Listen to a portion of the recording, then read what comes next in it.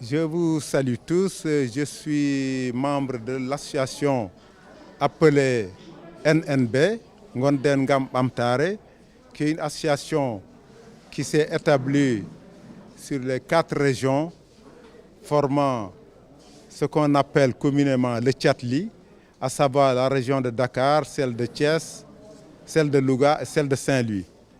Donc je suis membre du comité d'orientation stratégique de cette association.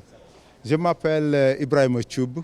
Voilà, Ibrahim Choub. La rencontre d'aujourd'hui rentre dans le cadre de la lutte contre cette pandémie qu'on appelle Covid. C'est une participation de notre association à cette lutte. Donc nous avions, au cours d'une assemblée générale du bureau, décidé de lutter, de participer à la lutte contre le Covid. Et cette participation est matérialisée aujourd'hui par ce que vous venez de voir, la production de tous de ce don-là, ce don qui a été fait, qui porte sur des masques, sur du savon et sur du gel. Bon, la quantité, c'est 2000 masques. C'est des masques qui ont été certifiés par l'Association sénégalaise de normalisation, appelée ANS. Parce que vous savez qu'au Sénégal, les masques doivent être normés. Il y a des normes qui sont fixées, ces difficultés, mais je vais quand même vous dire qu'à l'origine même de la création de cette association, il y a ces difficultés que rencontraient les populations du Tchatli.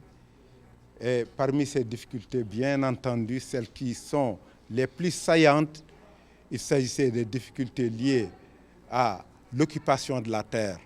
L'occupation de la terre qui est la source essentielle de vie des populations, qui est aujourd'hui occupée par des exploitations agricoles sauvages, je l'appelle comme ça, parce que c'est effectivement des superficies qui sont clôturées et qui passent pour être des champs et qui ne sont pas exploités. Il y a aussi cette occupation de ces superficies qui empêche aux éleveurs de faire paître leur bétail. Il y a les occupations aussi toxiques qui sont faites par les usines qui se trouvent sur le littoral. Il y a tout cela, bien entendu, ça a été à l'origine même aussi de la création de notre association. Nous avons bien entendu décelé toutes ces difficultés et nous avons une stratégie de lutte pour amoindrir les effets néfastes de toutes ces occupations. Les responsables de cette situation, bon, nous ne sommes pas des devins, nous savons simplement ce qu'il y a sur le terrain. Nous avons des gens qui occupent. Nous avons une usine qui occupe, nous connaissons le nom de l'usine. Qui est à l'origine de cette occupation, on peut penser naïvement qu'il ne peut s'agir que de l'État.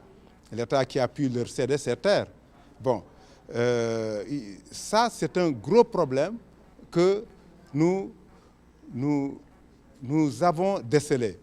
Et nous disons que souvent on a l'habitude d'indexer tout de suite les mairies.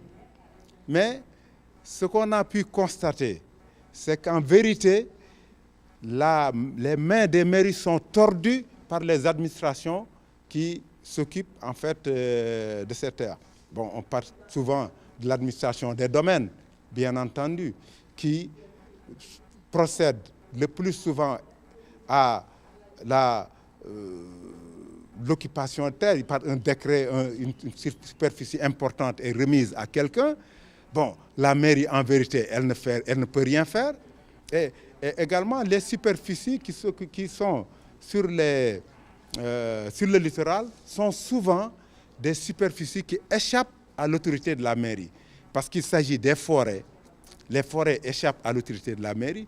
Il y a les surfaces réservées, également les réserves qui échappent à l'autorité de la mairie. Il y a le domaine maritime qui échappe à l'autorité de la mairie. Il y a tout cela. Et souvent, ce sont ces superficies qui sont déclassées et remises à des structures. Et ça ne peut venir que de la main de l'État. C'est cela. Dans tous les cas, notre plaidoyer, nous le mènerons au niveau de l'État pour qu'une solution soit apportée à ces problèmes.